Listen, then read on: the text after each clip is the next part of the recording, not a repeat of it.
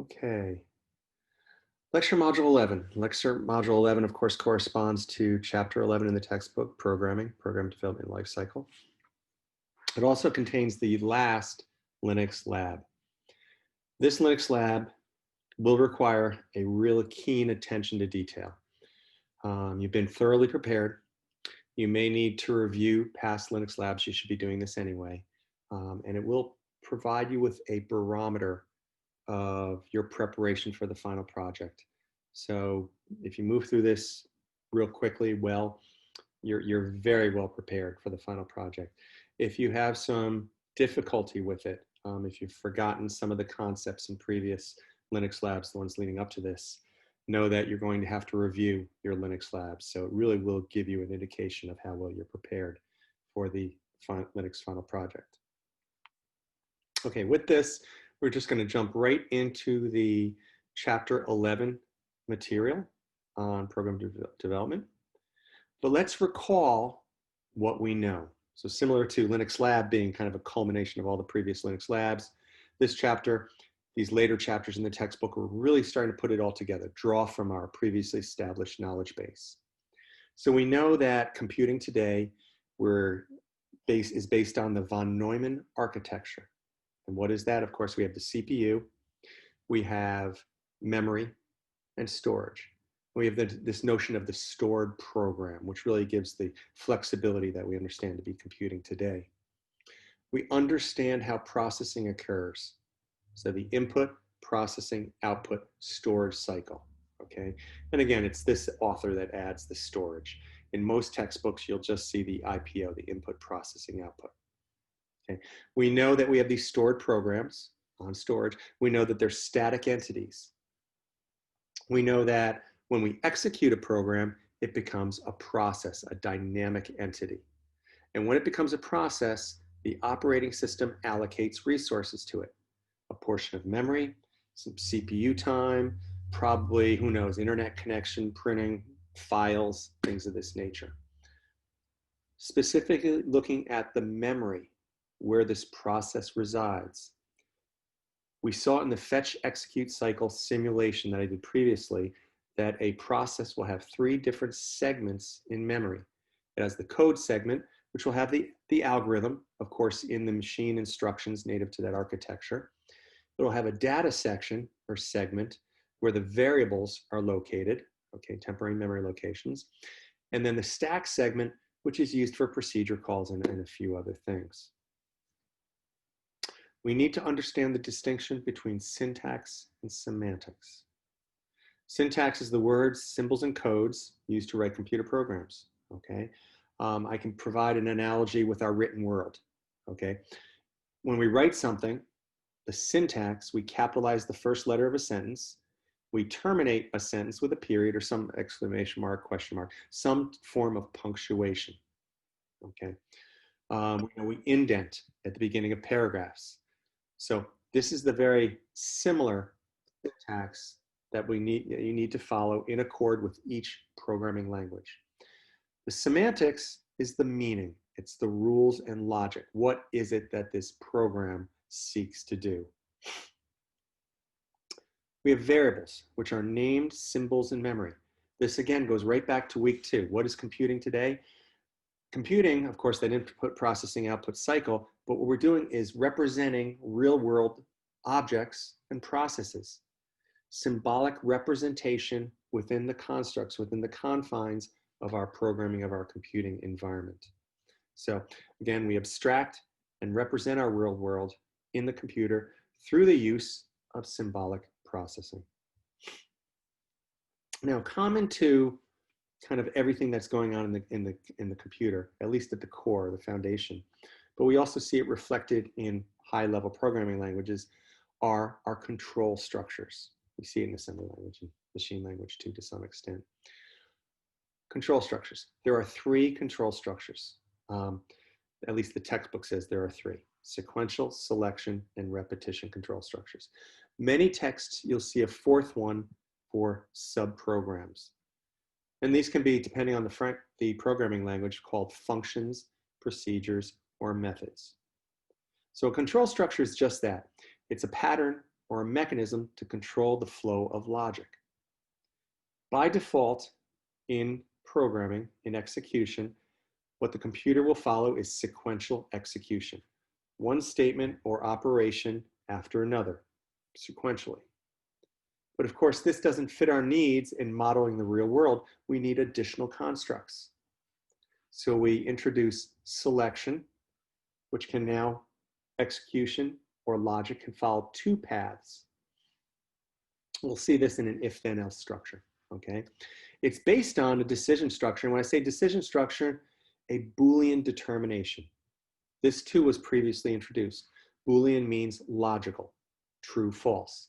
And of course, this corresponds to exactly the von Neumann architecture that we use. Zeros and ones, of course, they can be represent or indicate data, but they can also be truth values, true and false. We also have repetition or iteration. These are repeated actions. If you think back to when computing started, 1940s, calculating missile trajectories, where currently they would execute these things over and over in a hope to get a better launch, better trajectory, better source to destination. And of course, we saw it evolve into business, payroll processing, in our students, financial aid processing. We're doing the same thing over and over to each individual record, calculating tax rates, calculating financial aid, GPAs, things of this nature. So these are the basic three control structures. But then again, yet again, many texts will include subprograms as a fourth control structure, because I can call a procedure, a function, a method, and execution will jump to that point, execute that code, and then return. Now, for decision structures, true-false determination, in computer science, we teach this through basic logic, but we represent it from a teaching perspective in truth tables. In lecture module 11, the first video is a pretty quick video on truth tables and evaluating Boolean expressions. I may get to this tomorrow, I may not. If not, please watch this video. So let's look at the three control structures in turn. First, sequential execution. Again, this is the default execution method. It goes from line to line, each serially in successive computations from one statement to the next. And we can see it depicted in a control flow diagram here. What should we know? We should note that in sequential execution, we have a single entry point and a single exit point. There's nowhere else for it to go. It's going to go from statement 1 to statement 2 to statement 3. And later, we're going to see that we can actually, since we have 3 individual statements that are all sequential execution, we can actually abstract them into a single rectangle. So a block of code is represented with this rectangle, okay? Because the rectangle, of course, if I combine them all, it'd just be statements. I would still have the single entry point, single exit point, and statement 1 would be executed, then statement 2, then statement 3. There's no other way for execution to proceed. If we look at both selection and repetition, we're going to now see we're going to have a single entry point, but we're going to have 2 paths of execution. This will be based on a logical determination, Boolean, true, false. Typically we see this in if, then, else statements. If A is greater than B, then do this, okay? And we'll see that the else may be present or may not be, okay? It's not required. I can give a banking example. There's a checking account that has to maintain a $500 minimum balance. If the balance is less than 500, okay? If balance less than 500, deduct a $20 service fee. If it's over 500, do nothing, okay?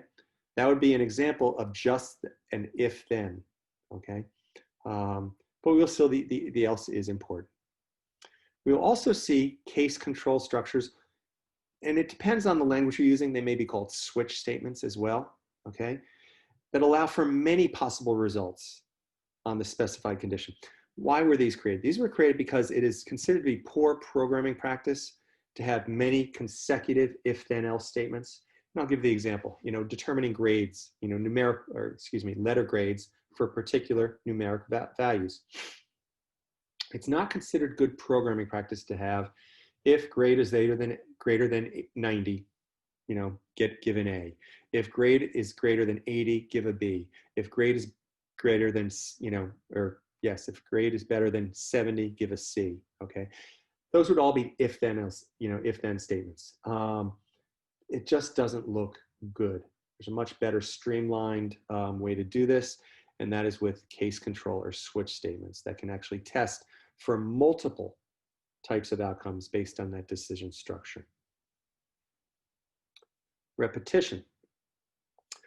Repetition, and there are two different ways. There's a pre-test or a post-test based on that decision structure. So what's going to occur, is a sequence of statements or a block of code is going to be repeated based on some condition, some truth condition, Boolean condition. So we'll see these in while or for loops that test at the entry, while not end of file, read the next record, right? So they're testing at the beginning. These are important. It's a pretest because that loop may never be entered. While not end of file. Well, what if it hits that code and it finds it an end of file? There are no records to be read. Don't even enter that loop, okay? It'll probably cause errors. There may be exceptions, exception handling, other things that may have to occur if you enter that loop. So don't enter it, okay? Other loops test at the exit. There'll be a do at the beginning of the block and a while at the end. So it's always going to perform the block of the loop at least once. There are times, especially if it's that block of code that is in a loop, is initializing some subroutines, you always want it executed at least once. So you have to determine, which type of loop you're going to use. And I won't go into counting loops versus sentinel loops. I won't go into the 3 parts of the loops. I added this back when CISS 100 actually was required alongside CISS 110. But we now have students in CISS 100 who are not taking programming and logic 1 concurrently. So this is not in the textbook. You're not required to know this at this juncture. Let's take a look at the control flow diagrams, the control structures. I didn't separate these out. So this is the selection and this is the repetition because they share this common functionality. We introduced a new diagram structure rather than just basic sequential rectangles. So we have the diamond, which indicates a decision, which means there's going to be a Boolean evaluation there if A is greater than B. If A is greater than B, if A is greater than B, it'll be true. If A is less than B, of course, it would be evaluated to be false. When I look at this decision structure construct, I have a single entry point, but I have multiple paths as an exit that will be chosen based on the decision criteria. Did it evaluate to be true? Then follow this path. Did it evaluate to be false? Then follow this path. So this would be an if then else, okay? This is an example of a case or switch statement. So case 1, do this, case 2, and note now we actually do have statements, okay? So we actually have a block of code that could be executed based on the determination of this decision structure. Here we have repetition or iteration, clearly evidenced by the loop that goes back to a prior point in the code sequence. Here we have a pretest. So you're testing the decision or Boolean value before entering the loop. Here we have the decision structure after the loop. Again, a pretest, if it's false, it never enters into the body of the loop. It just bypasses it. Okay, so that's one of the reasons to use a pretest if your programming needs meet this criteria. If the loop must be executed at least once, you're probably going to choose a post test. Okay, there are other ways you can initialize the variable to where it always will go through it, We won't look at that now. So pre-test, post-test, depending upon where this decision structure is in terms of the loop's body of statements, okay, the block of statements. When we look at programming languages, we can look at them from an evolutionary perspective, okay, in terms of generations. Recall way back in hardware, we introduced that we had generations of hardware, vacuum tubes to transistors to integrated circuits.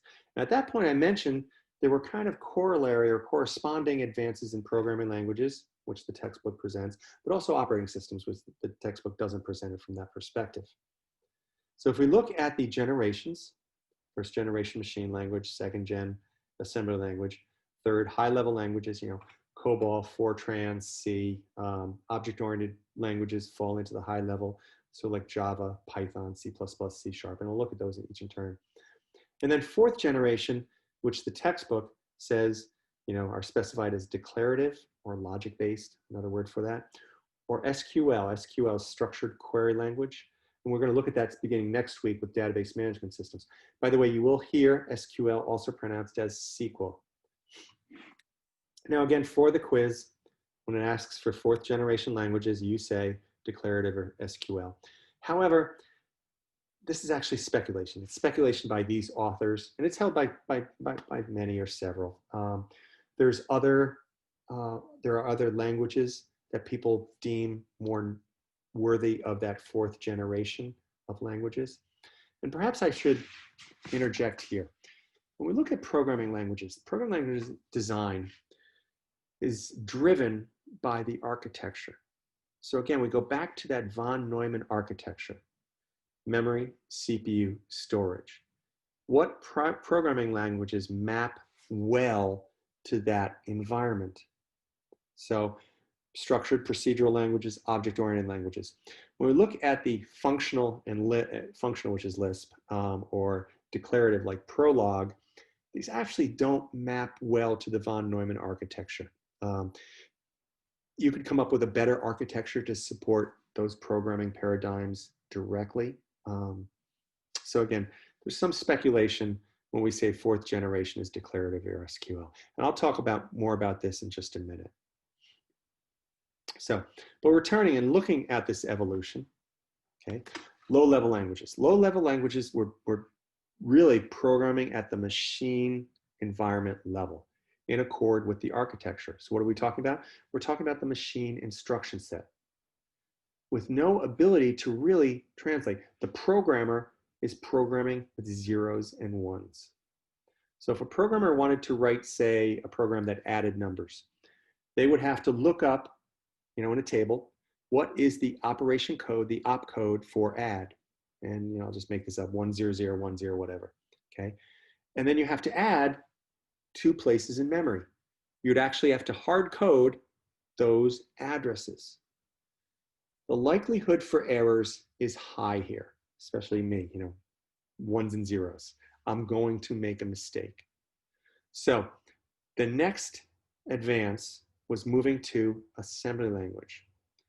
Assembly language provided a mnemonic for each machine language instruction. So this resulted in a one-to-one mapping. So if you had one architecture, IBM, and you had another architecture, DEC, they would have different assembly languages because their underlying machine instruction sets are a little different. This is not portable. So if you wanted to write the same program to run on the IBM machine, but also write on that DAC or DEC, DEC, or VAX machine, you'd have to rewrite it in terms of that DEC VAX machine architecture. Obviously, this is not optimal. We want to write a program once, hence the move to high-level languages. So, but assembly language was better because at least I didn't have to do this continual lookup on machine opcodes and what was their binary representation. It also introduced labels, so I could jump around code, and also variables, because I could give a memory address location a variable name, and I could refer to it by name. So let's take a look at this. This should look familiar. at least the format of it. Recall the fetch execute cycle simulation that I did. And that was in a register transfer logic, it was in a generic assembly language. So if we look at this line of code, okay, add %0, comma, sum, okay. What we're seeing here, of course, is syntax, okay. These may have to start on this particular column as well as the opcodes. I'm also seeing some labels here. I'll return to that. But if I see add, the operation code, the machine language operation code 063737, and I wish the authors had thrown a letter A, B, C, D, E, F in here to show that it actually was being represented in hexadecimal, okay? This is actually a binary number, but it looks like it's being represented in decimal. No, this would be hexadecimal. And then the addresses, and I do see some, okay, a variable name, so I no longer have to continually track and maintain and properly encode where my variables are in memory by address. Okay, so let's take a look here. Of course, we have syntax, you know, operation codes beginning with the dot, okay, it's telling you it's an opcode. I have operands. I have a label, okay, loop. So I'll see here branch not equal to loop. So here's my loop, here's that block of statements, okay? And when it's out of here, it'll jump. Let's see, what else can I say? This, by the way, should look, or at least maybe I can show you, it looks very similar, or at least the same kind of mechanism going on here as your Linux lab commands. What are your Linux lab command line structure? I have a command followed by an argument or an option, right? What do I have here? A command, an operation code, followed by essentially operands, arguments. So we're kind of seeing the same model here as what we use in the Linux command line structure. High-level languages, okay? So now we're moving on to the third generation. The first, you know, were Fortran, Cobol, PL1, things of this nature. And they're still in use. We're going to look at Cobol here in just a minute. The big advantage is we move to high-level languages, move to machine independence.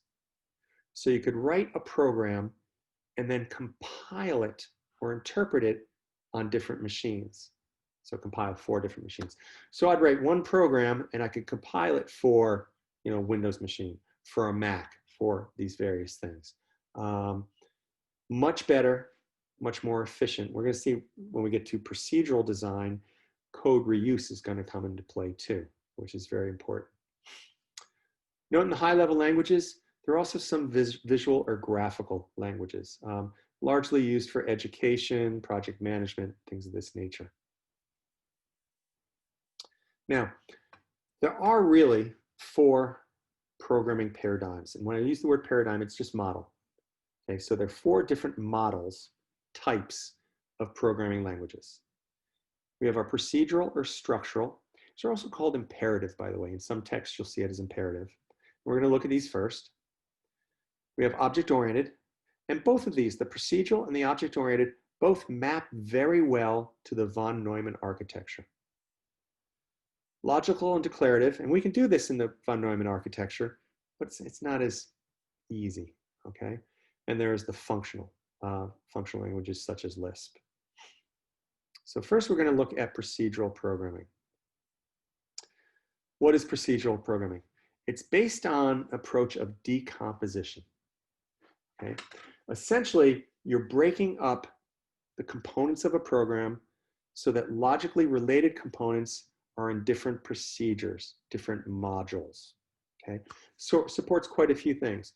Code reuse.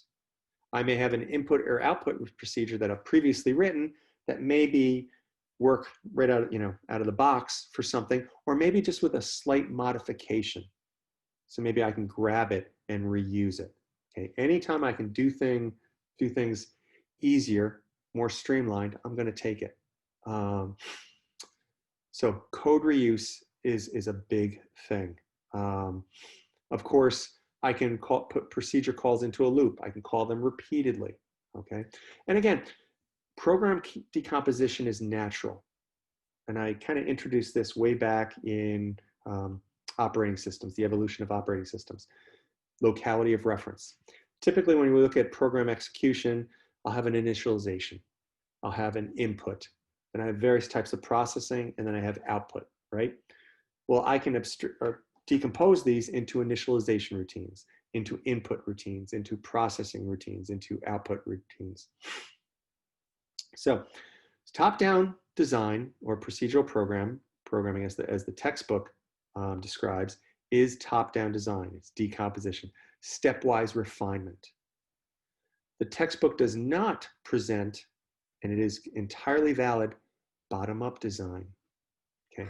For those of you who are in programming and logic 1, you import packages, right? So you don't have to rewrite continually input and output routines. This is library development. C uses libraries, reusable code. There are many programmers who do nothing but write toolkits. We see this a lot in game design, graphics, things of this nature. You'll see it in, and I hope to get to this towards the end of the semester, my CISS100.com development is in WordPress. WordPress is a plugin architecture. So I use plugins for my tables, for many things. There are people, they're not writing an end program that solves some big problem. They're writing something that's just a toolkit that others can use. So plugin architectures. And people make great livings just writing toolkits. So focusing on top-down decomposition. Okay, what do?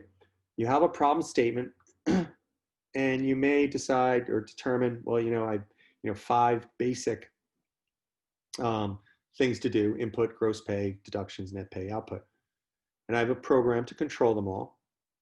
But quite likely, these procedures themselves, these sub-procedures, it may make sense to decompose them even further. When you're looking at deductions in a paycheck, federal taxes, state taxes, retirement, etc.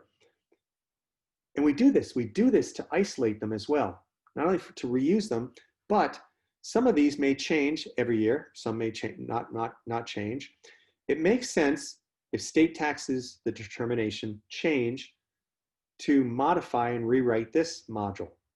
I don't want it all in one big module that I have to maintain, take offline, and who knows how the integration is. So it makes sense to decompose them into separate modules or procedures. Okay, so let's take a look. Cobol was, the first business processing high-level languages designed for transaction processing. As soon as you see that word transaction, we're thinking database. We get that next week. That's really what business is based on.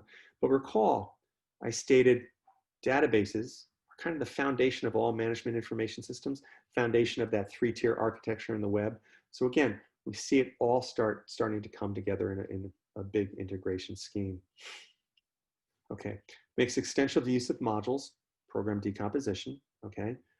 Strength lies in batch processing, payroll, okay, things of this nature.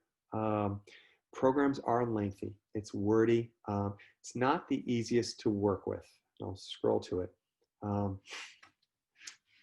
But please know this too.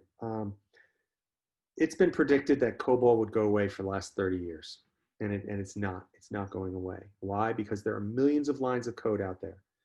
So for it to go away, you'd have to rewrite all those millions of lines of code, mostly in state and federal governments or local governments. And these governments don't have the finances, the wherewithal to say, everybody stop working, we're just going to convert all this code to Java, which is probably going to take a couple of years, so nothing gets done. It's far more effective to wrap the Cobol code in another programming language. So if you think about a Cobol module, it has inputs and outputs. You can write a Java encapsulating module that can interact with the outside world with newer technologies, newer environments, newer architectures that can feed the input to Cobol, get the output, and then present that back to the outside world. And you don't have to rewrite all of this old Cobol code. And why should you? It's stable.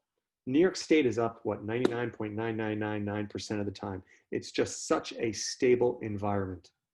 It makes sense to keep it. So if you really want job security, learn Cobol. And it's not just learn Cobol, learn Java too. You're going to need two things because you'll need to understand how to wrap the Cobol code. If you go online and search Cobol programming jobs, you're going to find, you'll be overwhelmed by it. Most of them are probably remote work from home, telework, for really good salaries, even six figures. So it's kind of it's a nice future should you wish to follow that path. It's not the most exciting, but it's always going to be there. So just know that. So if we take a look at the Cobol code, Cobol has some things, back in the early days, Fortran did the same thing. You had to start certain things in certain columns. So this would be 1, 2, 3, 4, 5, 6, the seventh column here. I think there's a space there. Things must begin in this column, whereas procedural definitions must start in column 1. Procedural definitions, syntax, end with a period. Okay. Comments, the lines begin with an asterisk.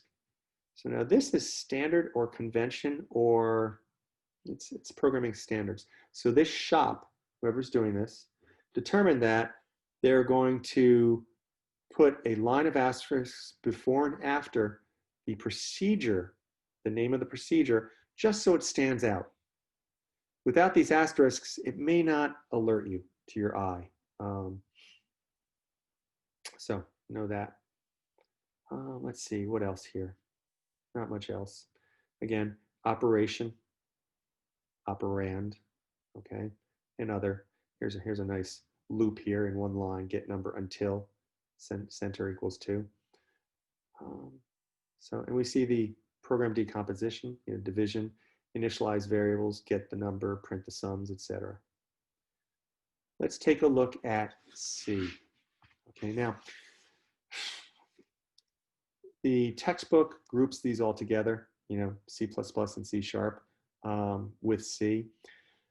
Know that C++ and C# are actually object-oriented variants or extensions to C. C by itself is structured, procedural. C++ and object-oriented languages do have structured components. If you're in Java, CISS 110, you are using the control structures that are sequential, selection, iteration, or repetition loops, however you want to say it. So you're employing those control structures. So structured programming constructs exist within object-oriented programming. But no, when the textbook says this is a structured high-level language, C++ and C# really are object-oriented languages. Just know that.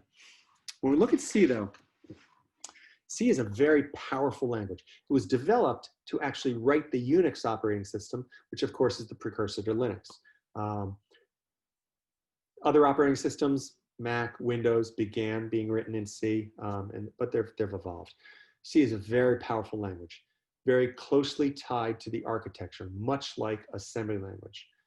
It may be, the preferred hacker's language other than scripting and Linux and things of this nature.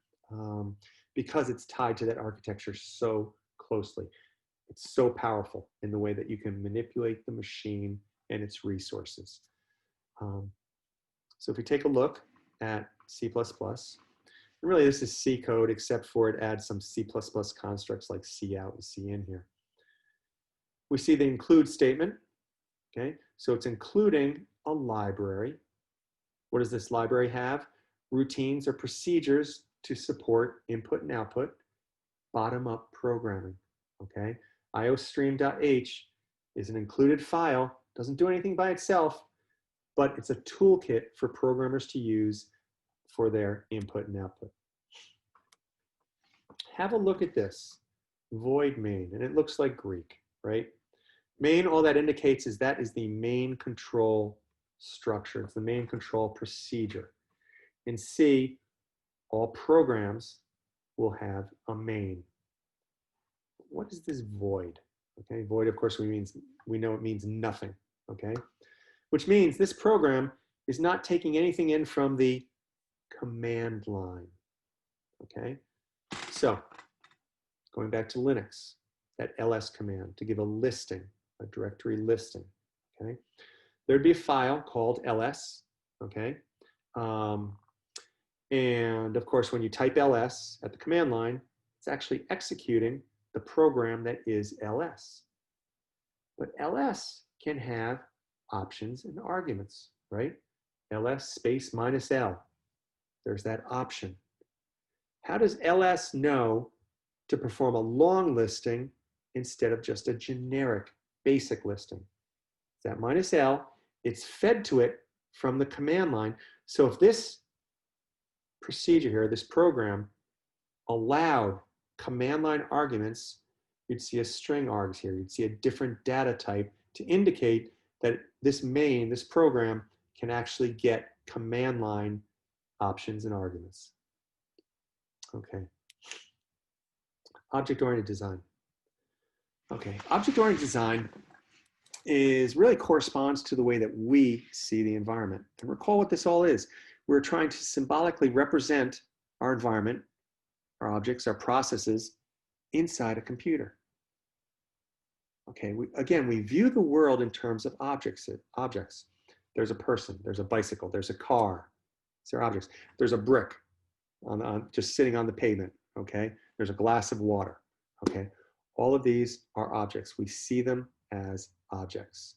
We're gonna look probably tomorrow at the constructs or the principles of object-oriented design, which are encapsulation, inheritance, and polymorphism, and I'll describe those tomorrow. But when we look at object-oriented design, how do we start? Of course, design, we're creating blueprints. The class is the blueprint for a set of objects. Okay. I'll give an example. I can ask the question, there's no answer. What color is a Jeep? I'm talking about the Jeep, the car. What color is a Jeep? You can't tell me because it's the class, it's the blueprint.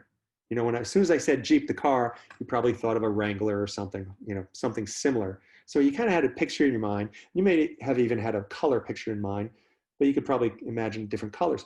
It's not until I say, what color is that Jeep? And I point to a specific instance, a specific object. And you look at the Jeep, oh, it's yellow, it's brown, it's gray, whatever.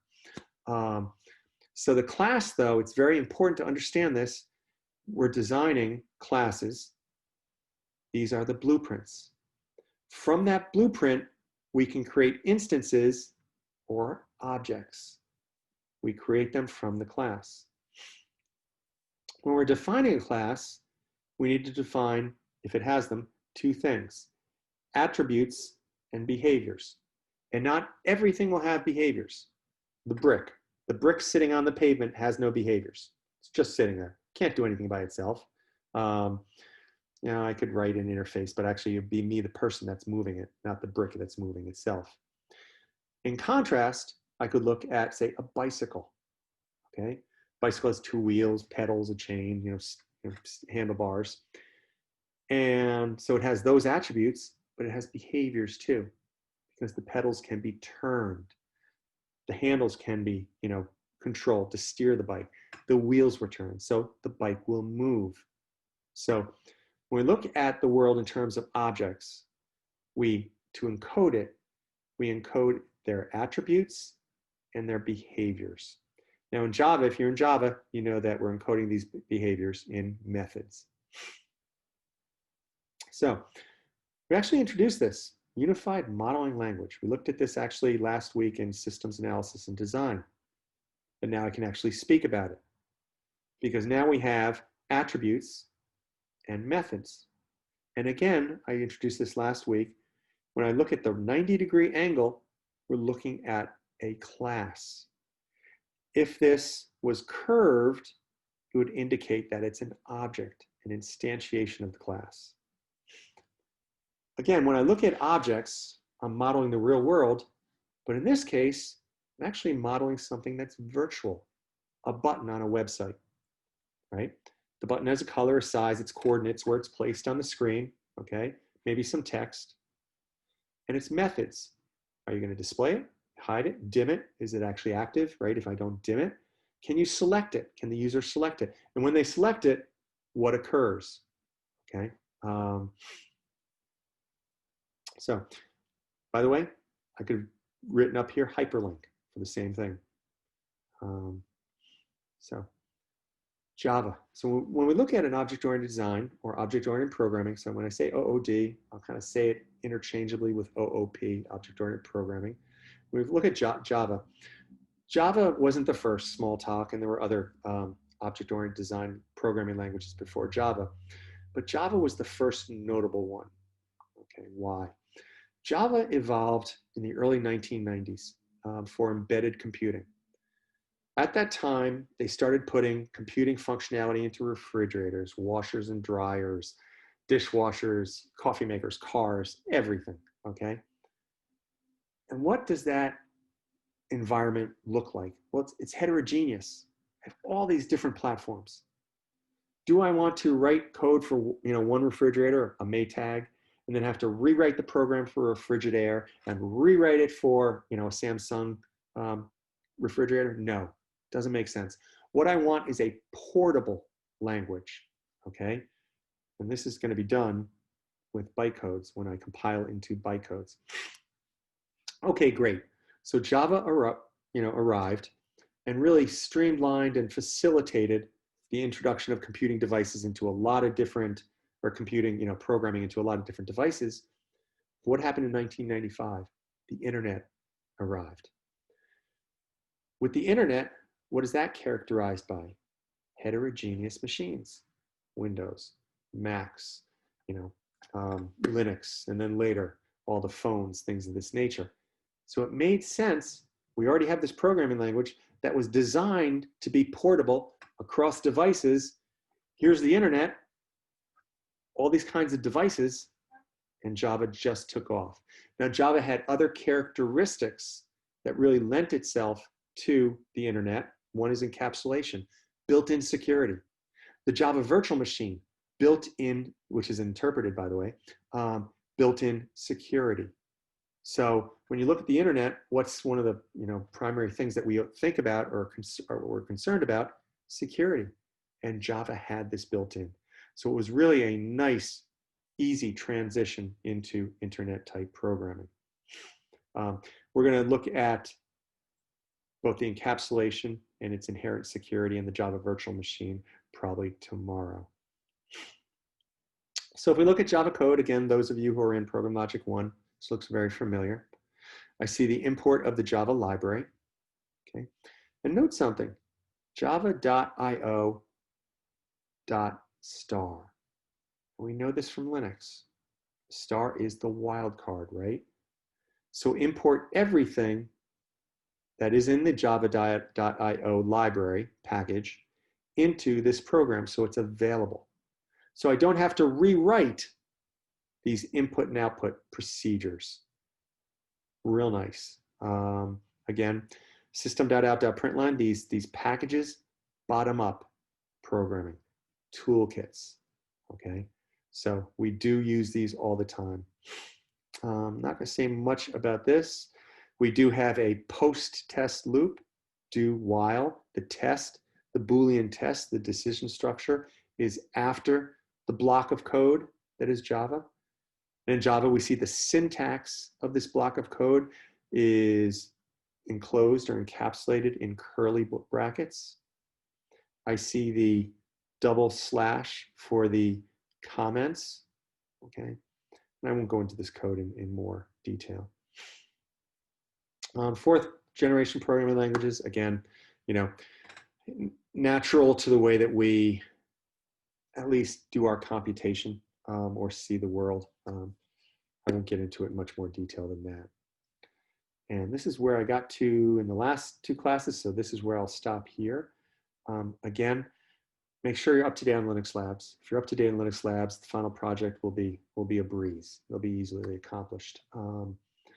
If you struggle with Linux Lab 11, know that you have some work to do in preparing for the final project. And that's all I have for today. We will pick it up right here tomorrow. So thanks. See you tomorrow. Thank you. course.